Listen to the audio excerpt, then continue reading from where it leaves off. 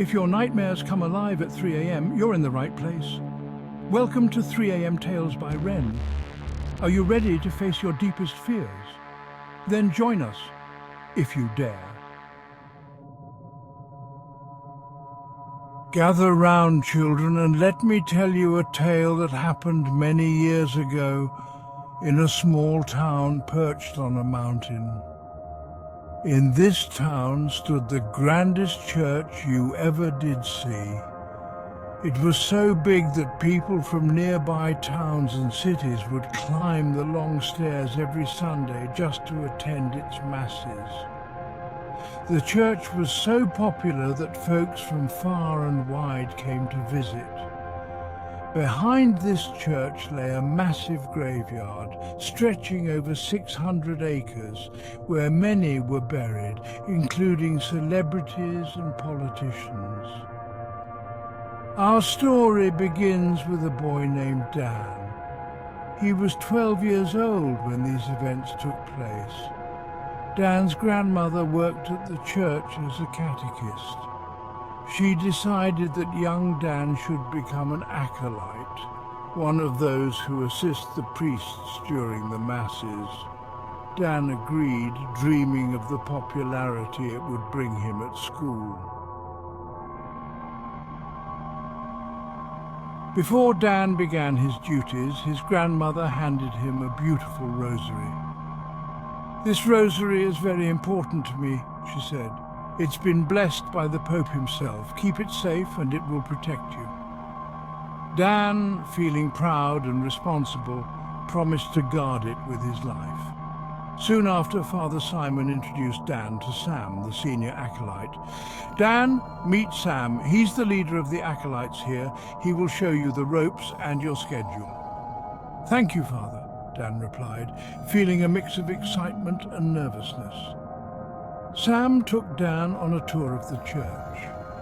They walked through the grand halls, past the crypt, the vast library, the pantry, and finally to the acolytes' sleeping quarters.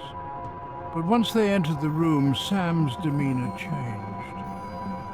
"Father Simon might have accepted you, but we haven't," Sam said sternly. Dan was confused and a bit frightened. "What? Why?" "We are an organization inside the church. You have to prove your worth to us," Sam replied. Another acolyte added, "If you're truly dedicated to serving God and this church, you have to prove it." Before Dan could protest, Sam snatched his grandmother's rosary. "Hey, give that back," Dan exclaimed. "I'll keep this until you prove yourself," Sam said, holding the rosary out of Dan's reach.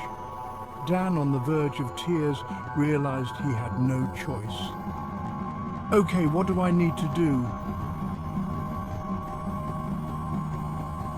Dan's initiation began with a series of chores.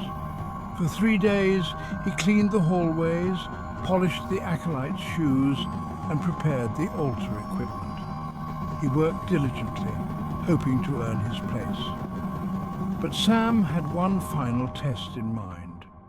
Sam gathered the other acolytes and proposed his idea. "Is this really necessary?" one acolyte asked.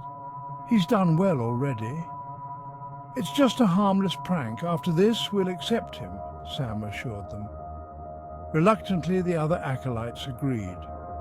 That night, Sam approached Dan. "You did a great job, but there's one more thing. A final test." Dan's face fell. "Let's get it over with," he said. "At 7 o'clock sharp tonight, come to the back of the church. The others will be there," Sam instructed. Dan, filled with anxiety, arrived at the appointed time. As he walked towards the gathering acolytes, the entrance to the graveyard caught his eye. He had a sinking feeling about what the test would involve. Sam gave Dan a playing card, the Ace of Diamonds. "We've hidden 3 more cards like this one in the graveyard," Sam explained. Dan trembled. "No, you can't do this." One acolyte stepped forward, handing Dan a candle holder. "I'm sorry, look for the angel statues and be careful," he whispered. The church bell rang, 8 p.m. You have until midnight to find the cards, Sam said. We'll be here waiting for your return. Dan stepped into the graveyard, the path before him illuminated only by his candle and the faint light of the moon peeking through the clouds. The gate closed behind him with a creak, and the graveyard seemed to swallow him in its eerie silence. Dan's heart pounded as he walked deeper into the graveyard. The tombstones cast long, eerie shadows in the dim light. He clutched the candle holder tightly, his mind racing with thoughts of what could be lurking in the darkness. The graveyard was vast, and he had no idea where to start. He remembered the acolyte's words, "Look for the angels' statues." Dan's eyes scanned the area, searching for any sign of the statues. The wind rustled the leaves of the trees, creating a haunting melody that seemed to echo through the graveyard. After what felt like an eternity, Dan spotted the first angel statue. It stood tall and solemn, its wings spread wide as if to protect the graves it watched over. He approached it cautiously, his candle flickering in the breeze. At the base of the statue, he found the first card, the Ace of Hearts. Dan's relief was short-lived as he heard a faint whisper behind him. He spun around, but there was no one there. The shadows seemed to move, and he could feel the weight of the graveyard's history pressing down on him. He knew he had to keep moving.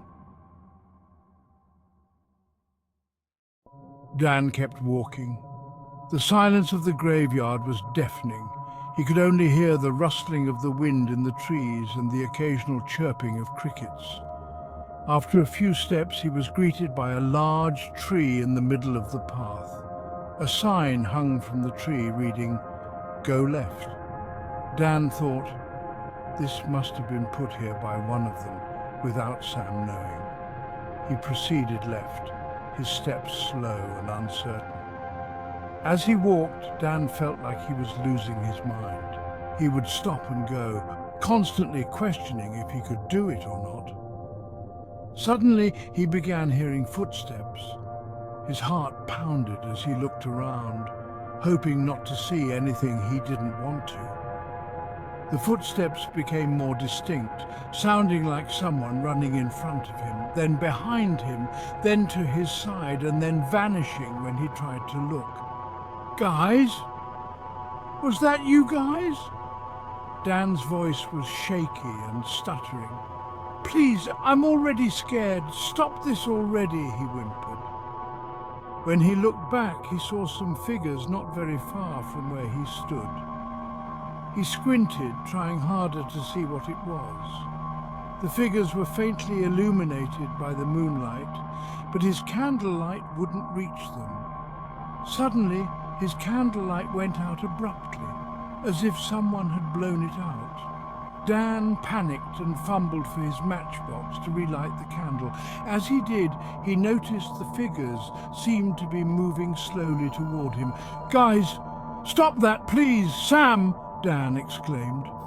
With the faint light, the image gradually became clearer. It made him realize the figures looked human, about 5 or 7 of them, wearing hooded, thick cloth. When Dan realized this, he panicked and ran, not caring where he was going. He ended up running off the path and found himself hiding between 2 tall tombs. It was so dark he couldn't see where he was. Dan reached for his matchbox and lit his candle again.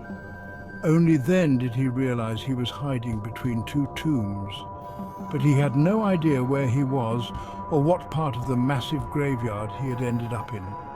He didn't know what to do.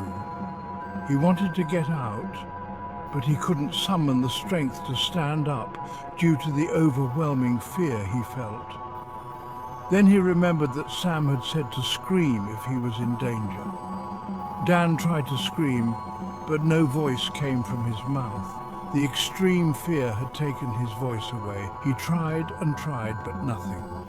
Feeling hopeless, he cried in silence, tears streaming down his face. As Dan sat there, the silence of the graveyard enveloped him. The candlelight flickered, casting eerie shadows on the tombstones. Minutes felt like hours as Dan remained hidden. The wind whispered through the trees, and the shadows seemed to move around him. Every sound made him jump. Every rustle of leaves filled him with dread. And so, dear 3am Tales listeners, if you enjoyed this tale and wish to hear more of Dan's adventures, like and subscribe for part 2. For there are many more stories to tell, and who knows what other mysteries lie hidden in the shadows of the night. What's something people don't know about fear? It creeps in, just like this. When the clock strikes 3 and shadows grow thick, remember, the real horror begins. Good night.